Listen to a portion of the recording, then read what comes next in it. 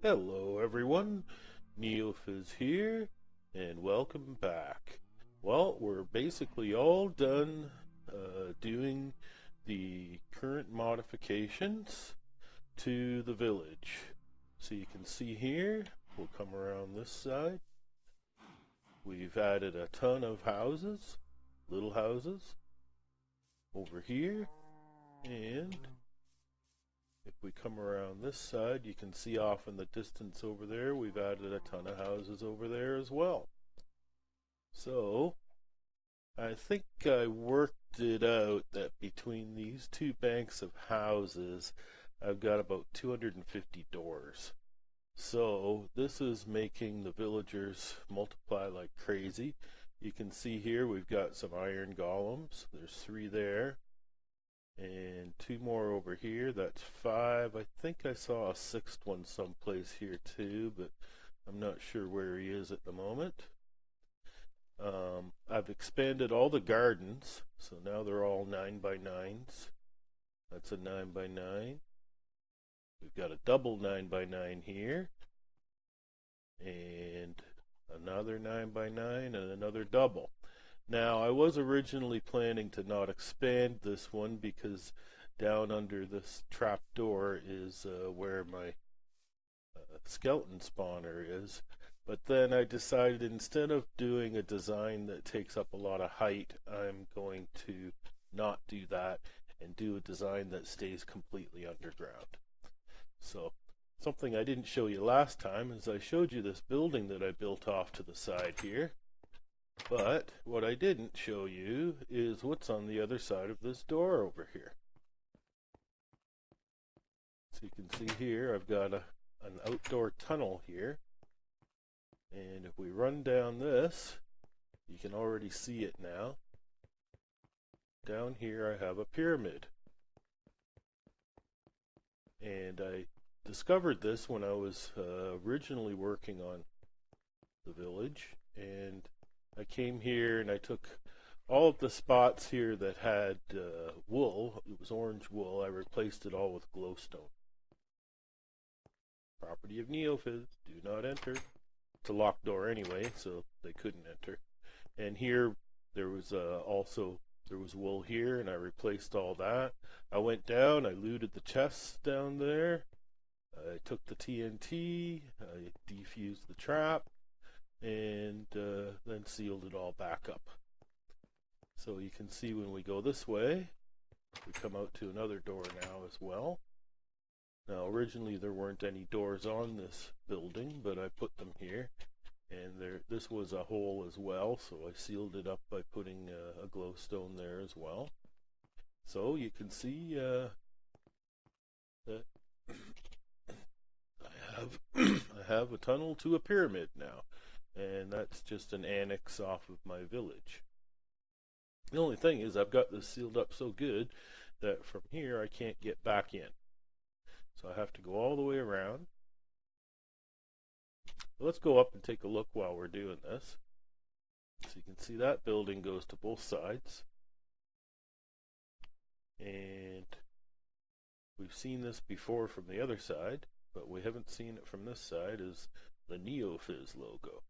So people that are looking down at the map from way up will be able to see that logo.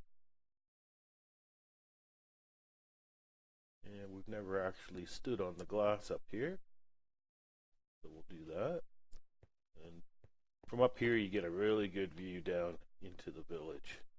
So you can see now that it's daytime, you can see villagers all over the place. You can see all the little buildings I built. I've been having a heck of a time with the golems getting in the water and getting stuck. I've had to kill a few of them, and I don't like doing that because you have to pay a fine whenever that happens. But I think I've got it set so they can get out now. Okay, let's go back over to the entrance. So there's only one entrance to this village, and that's over where this little hut is of mine. Over, I go down, And what's up down here? Here's the door, the single solitary door to get in. Originally I had multiple doors, but I didn't like it, so I removed them. So while I was doing all the changes here, and you can see I put some wooden half slabs around here just to make it easier to harvest the sugar cane so it doesn't fall in the water.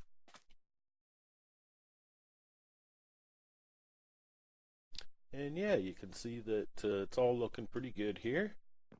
There's villagers to be found everywhere. Oh, this is something I did over here too, is I've got 2 villagers trapped inside that building, and it's all sealed up so they can't get out. And the reason why, and I did it down here as well, there's 2 trapped in that one.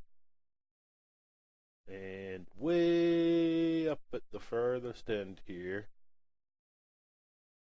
I have 2 trapped in this one as well. And the reason why is because what was happening is all the villagers came out of their houses when I unlocked or took the blocks away, and they all beelined it into here, and they basically all populated one small little spot in here and squished themselves into the buildings as much as they could and only used like 3 or 4 buildings. So I put in this minecart and I transported a few of them way out to the other end there. And I only transported like 3 or 4 of them, and next thing you know, this entire group from out here all migrated up to there. So, and they completely abandoned all the regular buildings that were originally here in the village. So, using the minecart, I migrated a couple more back to the other end here, and luck would have it, they all migrated back that way. So I decided what I'll do is I'll trap a few in a few of the houses at 3 spots here, and that kind of makes them stay more spread out. They don't. You can see they're mingling around all over the place here, including a bit in the original village. So that seemed to resolve the issue of them all locating themselves in one spot. Okay. So, and I moved this garden over a few blocks too, just so that there's more space in the walkway. Once I decided I wasn't going to do the design that went up in the air, I moved that garden. So, here, let's go down in here now, and we're going to get started on this. So basically, the first thing to do is to dig out all of the cobble. So I want to have an airspace too high above the spawner and an airspace too high below the spawner. So I have to dig down 2. I have to put a ceiling in right under that stone. So I'll leave this top layer of cobble up there. And I have to dig out 4 in every direction from the spawner as well. So I'm going to end up with a 9x9 hole that's too deep here when I'm done. So I'm going to go at it with that and clear this all out.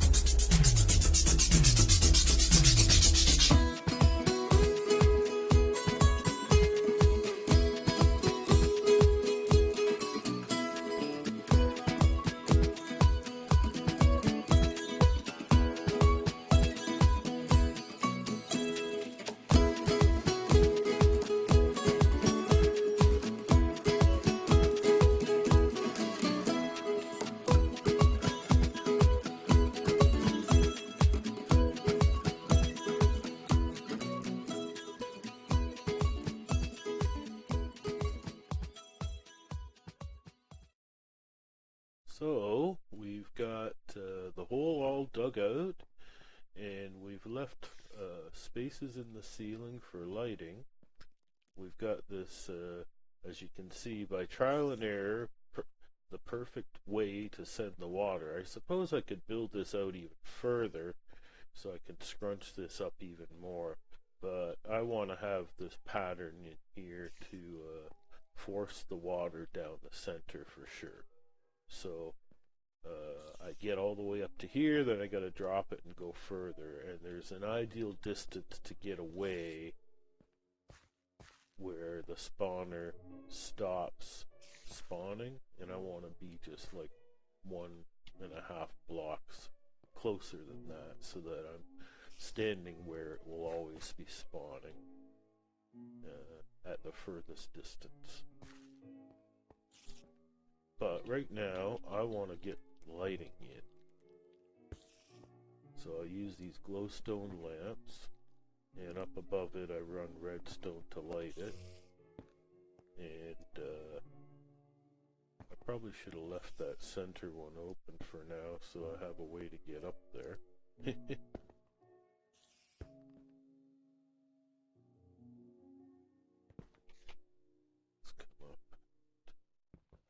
So I gotta do this before I can start taking down these torches in the wall.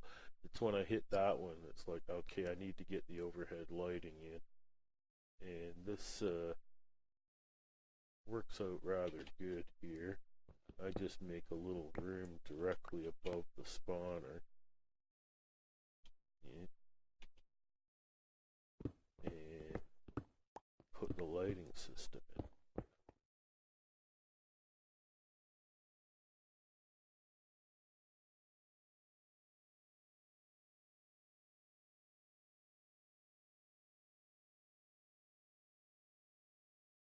Okay, so with the room all dug out, usually I'll get a couple of lights into here, just so that even when the lights are off, it's safe up here. And then I'll wait on this last one. Then I can just run a redstone wire. Actually, that way would be to just run it over all the lamps.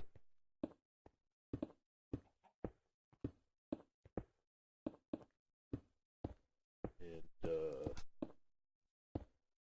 I'll use the same power that I'm using. I didn't even mention that yet. I put these pistons in here to turn the water on and off. So when the piston's extended, it plugs up that hole so the water can't flow. And when it's retracted, oops, I did that wrong.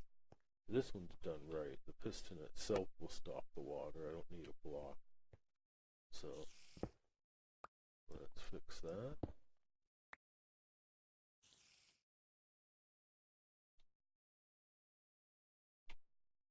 Should be up at this level. Like that. Yeah. And I left this open so I can get down and do the wiring there. Okay, so let's get back up to this. So, like I said, the wiring I'll be running from there, so I'll have it run down the right side, so it's off in this corner here that I'm going to run the wiring to. Yeah. So if I can get up the hole, there we are. Yeah, that corner is where the wire is going to go to. So, let's make a little space here. So that's the edge of the roof. This will be the wall. And I can go down from here.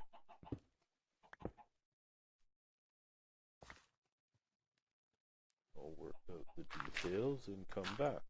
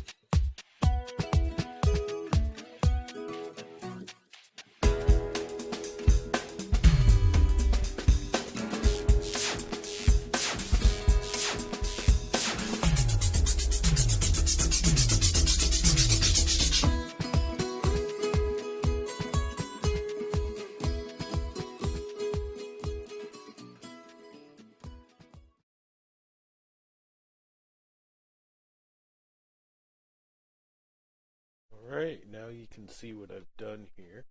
Let's go back to here. I've put the glass wall in, the trench is there in place, the water flows down the trench, pushes them over the edge into this little pocket where I can just come up and whack-a-mole on them. And it's all controlled through this lever. We'll go back and take a quick look here. So the lever runs the current down the redstone here, and here it branches off to go to the lights in the upper area, and here that's the block directly below the piston, so when the redstone powers that block, that in turn powers the piston above it, and it's pretty much the same thing at the other end here. That block there is directly below the piston, so when the redstone powers that block, the piston gets powered as well. And I'll probably make a stairway or a ladder or something to get up here.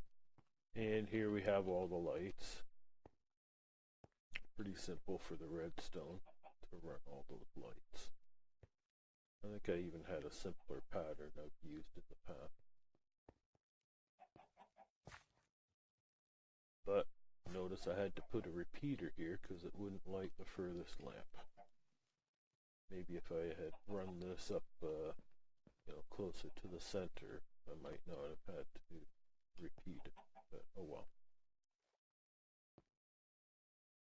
So, let's block this back up now that I'm done showing it. And the light's on, nothing spawns, it's got just the right light levels to keep them from spawning. And as soon as we flip the lights off, ping, they start to spawn. And then the water flows and it starts pushing them down the channel.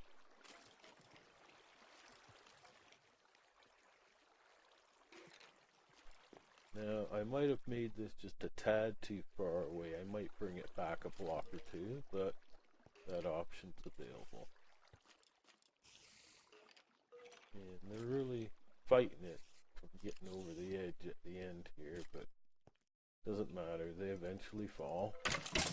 And I can punch them all to death. Oh, that's 2 bows that I've got now. It's one thing about when you're fighting the skeletons, you get lots of bows. It's a rare drop, but you still keep getting them. And I just keep combining them till I have new bows. But look, just from testing it, I've already got 29 bones. Excellent. So our gardening problems are over. Plant and harvest instantly if I desire. And the bone meal is useful for some other things as well. So we'll let that guy fall over the edge and we'll flip this back off. Flip the spawner off, turn the lights on. And I'll come down and get rid of these guys.